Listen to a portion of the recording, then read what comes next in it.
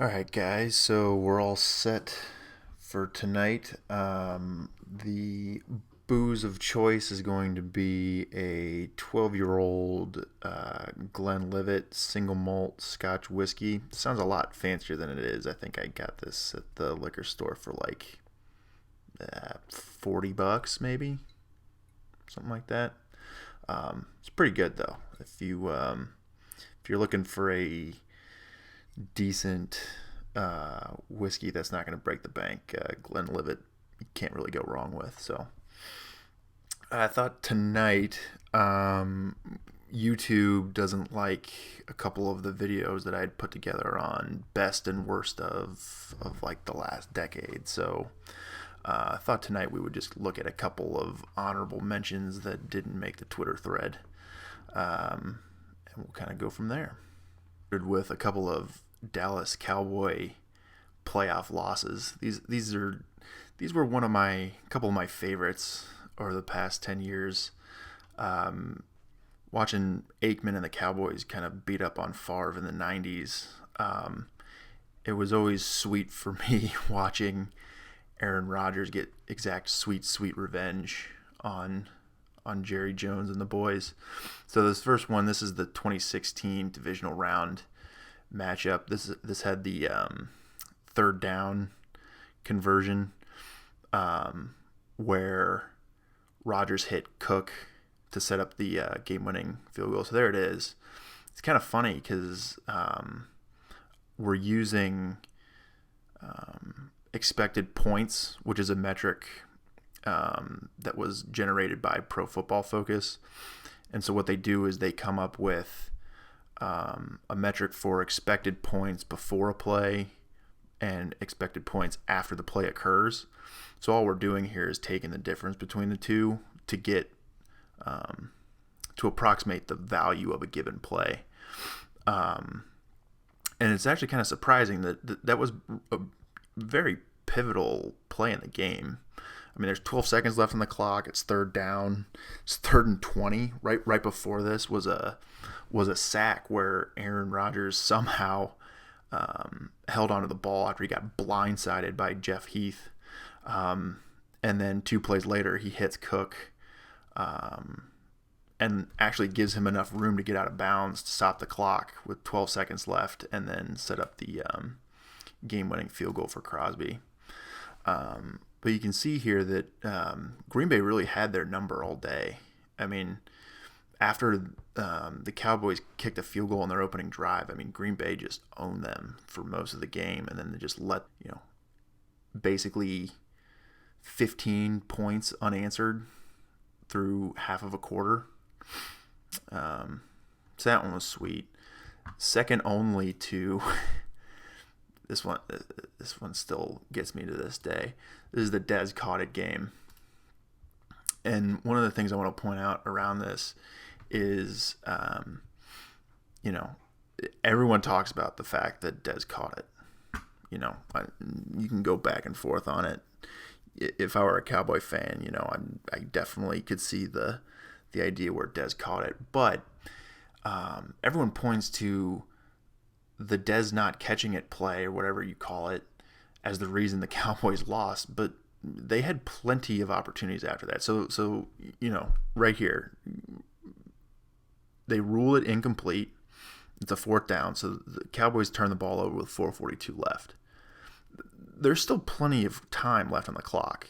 And Dallas still has, I'm pretty sure they had all 3 timeouts. They at least had 2. They at least had 2 timeouts. So with 4:42, facing a team that's trying to run out the clock, I mean, Green Bay's objective is to get a couple first downs and just ice the game, which they obviously do. But the plays in which they convert on 3rd downs, they're not easy plays. So, okay, so I guess Dallas had 2 timeouts. So there's the first one, and then there's the second one. There's the second one. But you can see here, they get Green Bay into a 1st and 15. And they still can't prevent them from getting the first down. So where is it? there's one. So this play, the Aaron Rodgers pass, complete short right to Randall Cobb for 12 yards. Orlando Scandrick is draped all over him on that play. And he gets, I don't think it's a one-handed catch, but it's a circus catch. I mean, he makes a great play to ice that game. And right before that, on a previous third down, where is it? Yeah, this pass to Devontae Adams. So it's 3rd and 3, and Rodgers hits Adams for a first down. And this is another great play. I mean, Adams had a pretty solid day, but this is arguably the play of the game. It was either this one. If I had to pick a play of the game by Devontae Adams, it's either this one or he had a touchdown catch, this 46-yard touchdown catch. He makes it's like a slant play. He catches it on a slant, and Devontae Adams just breaks Dallas's defense down. Like he just breaks a couple ankles and just runs away from everybody for a touchdown. It's a pretty great play. We're gonna switch gears here. I'm gonna refill my glass here too. I'm running a little low. We're gonna shift gears from some of the better games to some of the worst games. I had a video put together around the 2014 conference championship, but I swear to God, this game still gives me nightmares. And everyone kind of remembers this game for the botched onside kick, which I know Brandon Bostic has caught hell for, and he's legitimately had bouts of depression over it. And it's just I feel for the guy because it's a bad play, but it is a team effort. This collapse is a team effort. So one thing to keep in mind about this game, right, is Green Bay walked into this game with as close to a perfect roster situation as they could have asked for. So, 2010, they obviously won the Super Bowl. But if you sat Thompson, McCarthy, and Murphy down and asked them, okay, what do you want out of a football team? They would have picked the 2014 team over the 2010 team, no doubt. I mean, they had the league's number one offense. They had it wasn't a great, the 2014 defense was not as good as the 2010 one by any means, but they were top 10 in takeaways, and they were top 5 in turnover percentage. That is, drives that ended in a turnover in favor of the defense. And people forget their special teams was good. I mean, they were competent. They weren't a liability like they have been in later years. Micah Hyde in 2014, he only had 19 yards less returning on punts. That was a horrible way of wording that. Micah Hyde had 19 yards less than Devin Hester had returning yards that season. I mean, he was in the ballpark of one of the greatest return men in NFL history. So, and he had more punt return touchdowns than Devin Hester. Like, people don't realize that. But there's a string of plays in here that is way more at fault for the way this game turns out than that onside kick. So Green Bay's opening possession, they actually look very solid at first. But the first drive ends in the red zone with an Aaron Rodgers interception by Richard Sherman, right? But Seattle turns around, and a couple plays later, where is it? So there it is. It's really tiny, and I can't believe that it doesn't have a higher play value than this. But Russell Wilson throws his first interception of the day to HaHa Clinton-Dix, and Green Bay returns it, and they're in Seattle's red zone. And they settle for a field goal.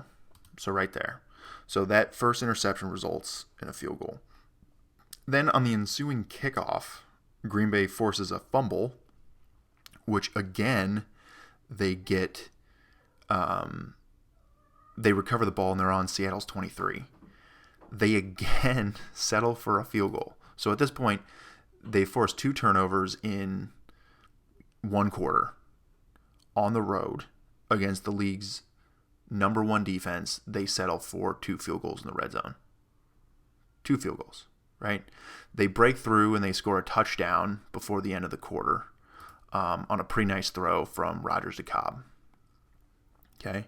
And then later in the second, they kick a field goal in a respectable situation where they just have a drive that stalls out.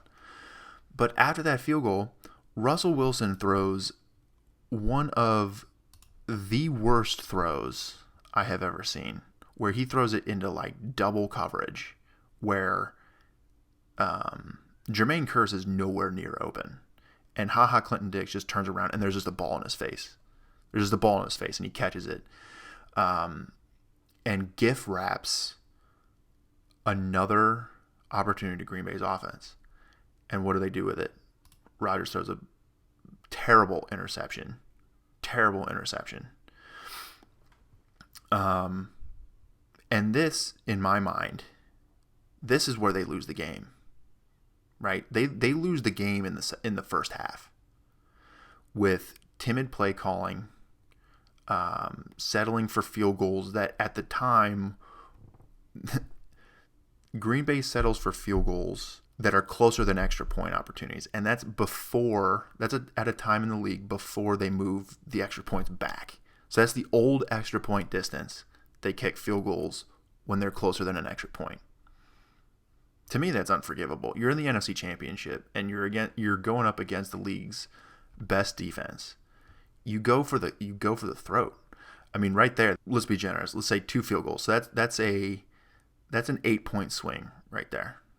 Right? That's the difference between 13-0 and 21-0. This second quarter field goal, it's respectable, right? But if Rodgers doesn't throw this interception, they're going to be in a position to kick at least another field goal. So at that point, you're looking at 21 points in the first quarter, another 6, maybe 10 in the second. So you're looking at a possible 31-0 game before halftime. That's where the game is lost. You can make the argument that at this point in the fourth quarter, you have a 16-7 lead. You have no business losing this game, right?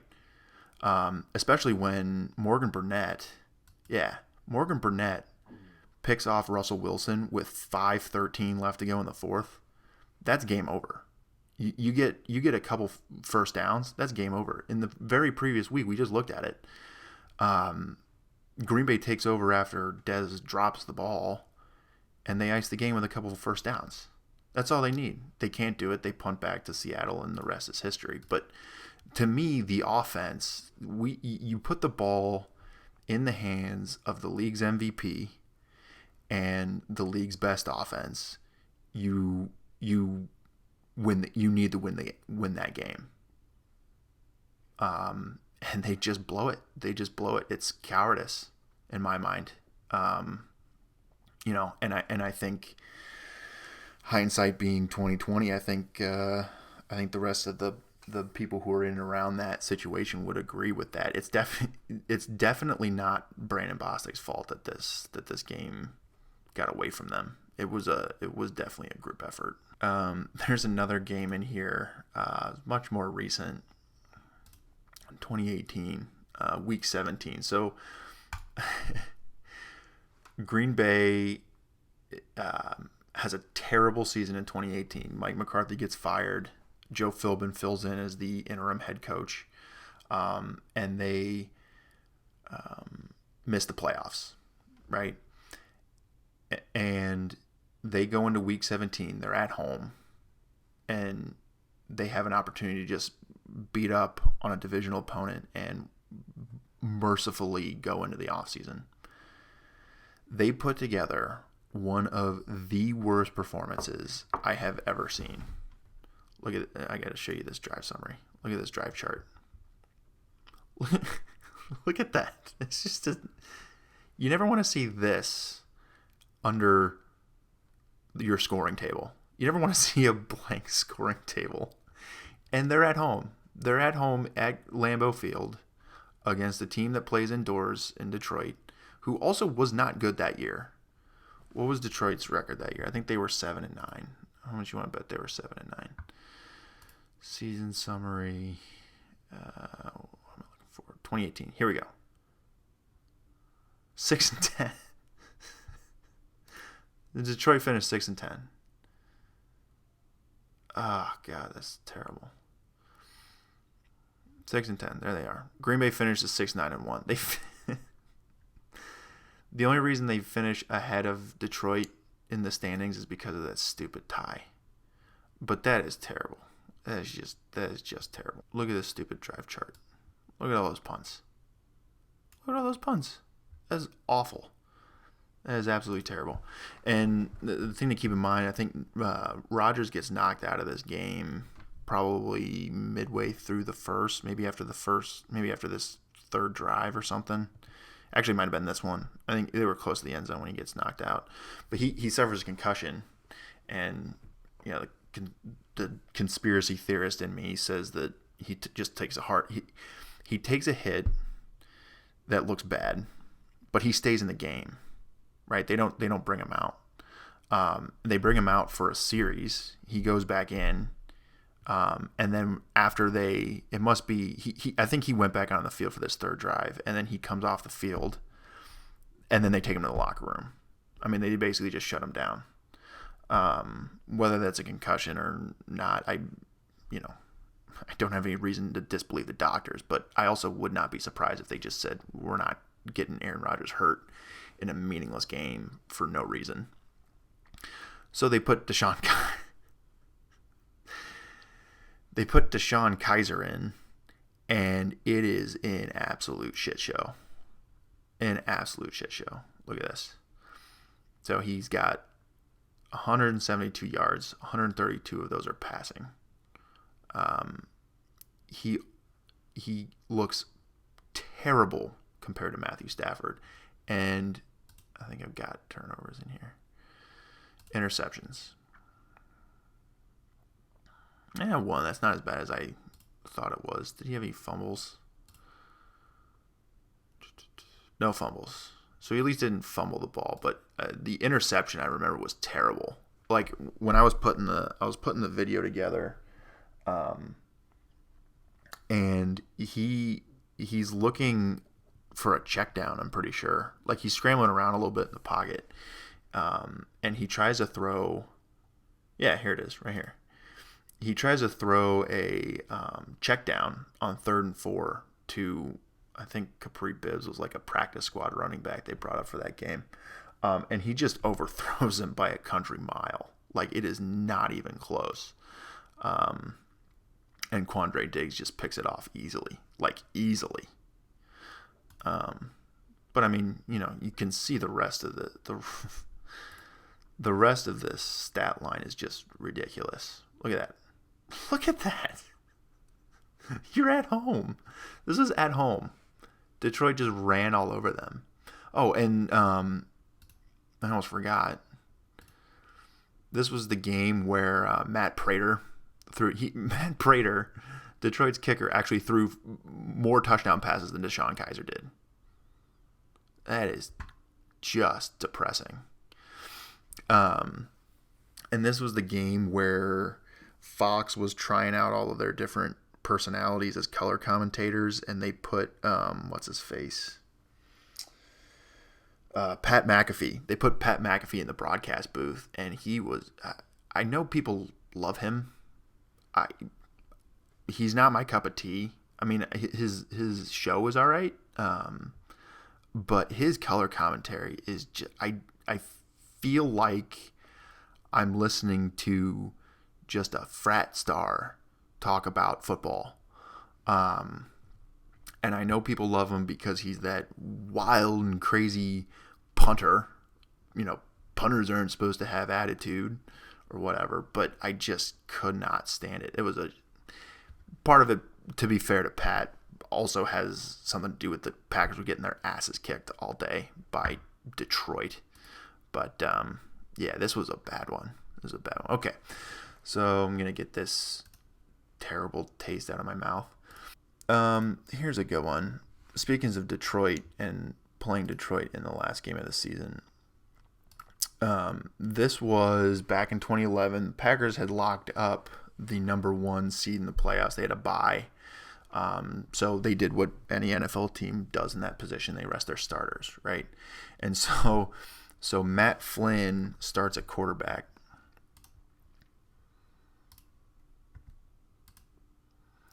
And the hilarious part about Matt Flynn playing quarterback that day is that he actually sets a league best QBR just from playing in week 17 of the 2011 season. And this is the game that gives Matt Flynn a legitimate shot at being a starting quarterback in the NFL, right? He doesn't have this game. He doesn't sign a massive contract with Seattle. So this game gets him a job audition with Seattle the following season. Seattle ended up drafting Russell Wilson. We know how that turned out. But this game literally puts Matt Flynn on the map, right? And he gets a better QBR than Aaron Rodgers. To this day, Matt Flynn and Aaron Rodgers are tied for throwing the most touchdown passes in a game at Lambeau Field. That's not a joke. I think it's 5. Pretty sure it's 5 touchdown passes. 6 touchdown passes. The crazy part? Here's the other crazy part, right? Matt Flynn throws 6 touchdown passes. Matthew Stafford had 5. 5 touchdown passes. It's ridiculous. It's ridiculous. So yeah, I always found this little stat line hilarious.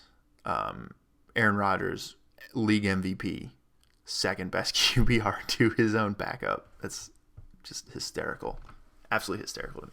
Okay, I mean this was a shootout start to finish, and it was a great game. I mean you can see on the scoring table. Look at this, it's just nuts. It did Green Bay a whole hell of a lot of good considering they went out and got their asses kicked. I don't know if you guys remember this, but this 2011 divisional round, this game is not even as close as the score indicates. My favorite part of this game, I'm not going to dwell on it, but Green Bay scores a touchdown with 4:52 to make it a 10. They actually make it a 10-point game, right? The very next play, they attempt an onside kick. Where is it? Yeah, right here. Mason Crosby kicks onside 15 yards. Giants recover, and they immediately score a touchdown. Immediately. And from really the backbreaker's right here. So Green Bay, and again, I swear to God, I'm not going to belabor this much longer, but Green Bay gets the ball back with a chance at a 2-minute drill to either take the lead or at least tie it before the half, right? Aaron Rodgers gets sacked on 3rd down, and Green Bay punts. But you can see the time there. It's 54 seconds, right? 54 seconds.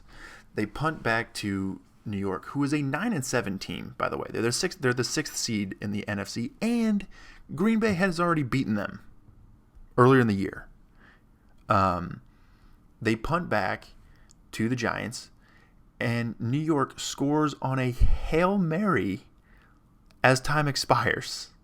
Look, there's no time on this play detail, right? It's because it's a Hail Mary as time expired in the second half. That's the backbreaker. After that, I mean, look at this. Look at the scoring timeline. It's just, okay. I swear to God, I'm done. Okay, we're gonna end on a high note. Here, I'm gonna move into the 2019 season. Both of these, I'll kind of touch on both of them, but both of these games are in my top 10 over the last decade, and that's probably a recency bias. I'll kind of cop to that. But these two wins are especially sweet because they're against two teams that just Minnesota is just I'm sorry, they're just the worst. Seattle, there's a bit of a rivalry, but Seattle really has gotten the best of Green Bay for quite a while now. So any chance you get to beat up on Seattle in the playoffs, I mean, it's a good day. So let me start here. This will be pretty quick. So Green Bay goes into Minnesota with the NFC North divisional title on the line, right? And I did not see the hype video, but allegedly before this game, Minnesota plays a hype video on the Jumbotron where it's Anthony Barr snapping Aaron Rodgers' collarbone in half. And the crowd just goes nuts for it, right? Or so the legend goes. And so Green Bay comes out and they just put boots to asses. The game is very close through the first half, and it's especially funny. Kirk Cousins makes a pretty decent throw. Yeah, right here. So Kirk Cousins makes like his only decent throw of the night, and he hits Stephon Diggs in the back of the end zone on a really, really pretty pass. And Diggs catches it, and he immediately starts shit-talking Jair Alexander. And Jair Alexander just kind of brushes him off and isn't really fazed by it. I mean, outside of that pass, Minnesota doesn't do anything. Literally anything. They score that touchdown, and look at this. Perfectly horizontal line. They get shut out for the rest of the game. And Green Bay just lets their running game take over, and Aaron Jones just decimates Minnesota's defense for the rest of the game. There's a back-breaking touchdown here where Jones runs for 12 yards. But the real sort of title clincher is right here, where they're in, I'm pretty sure, a shotgun formation, and they just give it to Aaron Jones. Wide receivers get a couple pancake blocks, and he is gone. I mean, just blazes by everybody. Right into a playoff berth. And I love it because at the very end of the game, Mike Zimmer can't even bring himself to shake Matt LaFleur's hand. I think they do shake it, but it's a very, very, what would you say, Belichick, Rex Ryan type of handshake. And then I'll close with this one. We're not talking about any San Francisco games. Can't go there tonight. But this divisional matchup where Green Bay was lights out against Seattle, Seattle does make a game of this late into the third, early into the fourth. So you'll see here they score basically 20 unanswered points. So Green Bay runs up the score to 28-10. Right, and that's effectively Green Bay goes, okay, that's all the points that we need. We don't need any more points, and we're just going to play defense for the rest of the game. And Seattle takes that, and they go, okay, well, we're going to have to do something, and they score 20 unanswered, and they make a game of it. Russ has a chance here. Where is it? He has a chance. Yeah. So Russell Wilson has a chance to take the lead. He's got the ball. He gets into a 3rd and 5 situation. You can see the time left on the clock, 3:22, and Preston Smith sacks him, and that kills the drive. But prior to that 3rd down stop, Seattle has all the momentum. I mean they are poised to just steal this game. And that sack gives the ball back to Aaron Rodgers, and they get 2 of the best throws. I'm not kidding. I say this all the time, but these are one of the best throws that I've ever seen from Rodgers. This pass from Rodgers to Adams it's sorcery. It's pure sorcery. Aaron Rodgers is stuck in the pocket. The pocket is collapsing on top of him. He does not have time to set his feet, and he just flicks the ball like an empty beer can and just drops it in the breadbasket for Davante Adams, and it drops in right by Davante Adams' ear hole and just right into his hands on a 3rd and 8. I mean, that is ballsy. And then the second play, I mean, it was a good play. It was a decent little crossing route, and Jimmy Graham basically makes the play. I mean, Rodgers hits him in stride, but Jimmy Graham makes a tough contested catch, and does just enough to get those 9 yards in the first down, and that's the 2-minute warning. By this point, Seattle's burned their timeouts, and it's ball game. Hey there. Do you want access to the same data analytics that we use here on the YouTube channel? For just $5 a month, you get unlimited access to customizable dashboards and visuals that are so immersive that even my football-hating wife thinks they're kind of cool. Visit cheddarheadanalytics.com for more information and to check out our free live demo.